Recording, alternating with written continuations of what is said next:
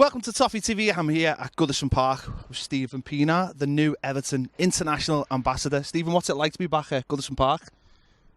Yeah, still getting used to it again. I think, yeah, it's just the feeling to be back here. It's I don't know. I don't know how to describe it for you because the last time I was here, it was emotional, and coming back now, yeah, it's just happy. I'm actually glad to come back and looking at the stadium when it's empty. It's totally different when it's full. So yeah, it's for me. I'm just happy. Like I said, the last time I was here, I was emotional when I left, and now I'm all smiles. I'm happy, and yeah, looking forward to the game. How have you found the fans' responses to you coming back? To be fair, yeah, good. I got some great response on social media. So for me, it just shows, yeah, how the supporters are. It is a people's club, and they've always been kind to me, and I'm looking forward to representing the club in the best way I can. Actually, when you were playing, did you actually know how loved you were as a player? Because I think that sometimes I always think that doesn't always was communicated very well, how well loved you were as a player. Because for me, as a fan, you are for the last 20 years one of Everton's best players, if not for for longer than that. When I first came, when I left and I came back the second time from Tottenham, that loan period made me realize, how special the supporters were to me and me to them as well. And that's why when I left, when I had after my loan period, I was so emotional because I could sense, the appreciation from the supporters, and obviously me living in the city as well. I used to walk outside, meet a lot of people and talk to them, and they'll just tell me a lot of how they feel about me, and yeah, they really appreciated me. And like you said, when you play, you don't realize it, and now after the club announced it and the response I got in social media, it was really touching. And for me, yeah, the feeling is unbelievable. I can't describe it. Brilliant. What do you think you can bring to the role? Because obviously you're from South Africa. Football is mad in the continent of Africa. What do you think you can bring to that? Because obviously Everton went to Africa in the summer. They've got an African sponsor. Do you think there's a lot of scope for Everton to grow on the continent of Africa? Yeah, definitely. I mean, obviously the club wants to break into getting into Africa as well. It's a big brand, so I'm gonna do my best to try and help in that regard, but also help also with a lot of CSR things. To get involved in the communities, and yeah, whatever the club wants me to do, I'm basically gonna go out there and try and represent the club and show what a brand the club is to the people in Africa. Just going back to your playing career, when you signed here, I've heard you say how important David Moyes was to your career and how much he drove you forward. Is he one of, if not your favourite manager you played under? Obviously, I think I will say he was. Obviously, he brought me to this club. It's a special place, and yeah, he was really helpful when I first came over, and he gradually got me into the team, so with no pressure, and he helped me a lot, and I got on well with him. Obviously, Ronald Koeman was also a big part of my career in the early days when I moved to Europe. He was the one that also gave me the opportunity to start my career in Europe. So yeah, those two I'll say was fantastic managers, and I got on well with them up until today. Is the big disappointment of your career the last maybe couple of years at Everton when what you did, your abilities would have suited Roberto Martinez's philosophy of playing football, but for a lot of that you were injured? Was that a big disappointment? It was a really disappointment for me, because I remember when we played in the FA Cup against Arsenal, I went down from just crossing the ball. No one even tackled me, and something was wrong with my knee, and I walked off, and I first thought it was just a tweak, but later in the week we found out my knee was one of the ligaments, the outside ligaments, and from that injury it just pulled on. When I got fit at the end of the season, I remember we went back, we played Hull City away. That was the last game, and Martinez came to me, he asked me, do you want to travel with, after the 10 weeks you've been working so hard. It's a good reward for you to at least end the season. And yeah, the following season, when we came back from pre-season, my knee just started blowing up again. So yeah, it was disappointing for me.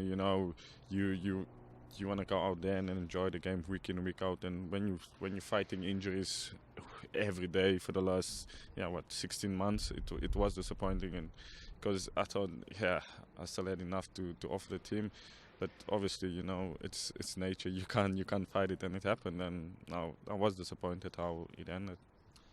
Obviously, when you speak about Stephen Pienaar, you have to speak about Leighton Baines. I mean, you've been asked this question a million times. I know you have, but how did you do it? Was it?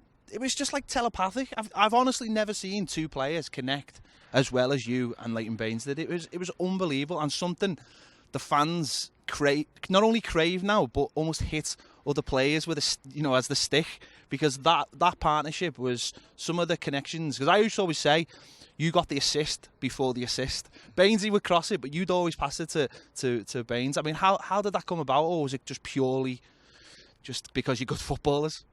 No, I'll say, obviously off the field, Bainesy is talkative, and I was more the quiet one, so he'll always make a lot of jokes, and we were quite close off the field as well. But he was always the one, like, we'll sit and the guys will say, "Oh, can you get Steven involved, because he's not talking? You're the only one that can get him talking." So because we had that camaraderie in the dressing room and off the field as well. But like Bainesy, he's just a good footballer, and he's a hard-working, honest player. He knows what it meant to represent the club, and of that energy from him just bounced off onto me. So and on the field we just work hard for each other and make sure we enjoy the game. Like you said, I was pleased if I could put him through and he get assists. So we both enjoyed it. But it's just working hard and be honest to each other.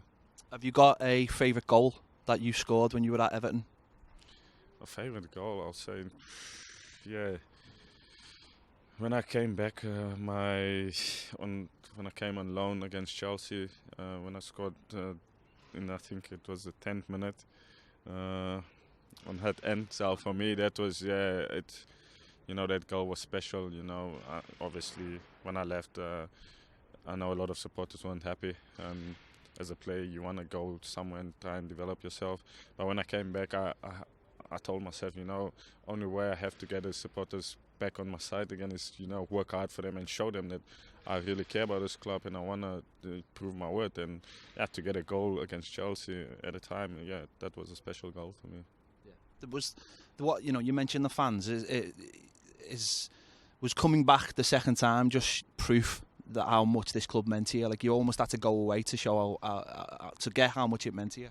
Yeah, we've always joked when I came back the second time. I said to the guys, you know what, I just needed a holiday away from you guys so I can come back again, refreshed. But now, to be honest, when you're not here, then you realize what you've had was good. And when I came back on loan, then the vibe, the atmosphere in the stadium, I missed that. And and as soon as Moyes asked me, would you think about coming back permanently, I said to him, listen boss, whatever you want me to do, I'll come back. And my kids, they enjoyed Liverpool as well, so they were I call them little Scousers as well, because they had an accent as well. And for me it was just unbelievable when I realized that I missed that feeling to be where the people really appreciate you. So it was special.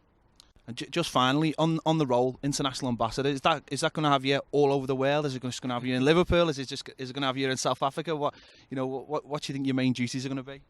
Like I said, it's up to the club. Wherever they want to put me, if they want to put me in the corner of Arctica to go and represent the club, I will.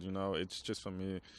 I'm gonna be whatever the club wants me to do, to go out and represent the club. The best way I can, and whatever they want me to do. So I'm looking forward to it. Brilliant. Thanks for being on Toffee TV. You're welcome.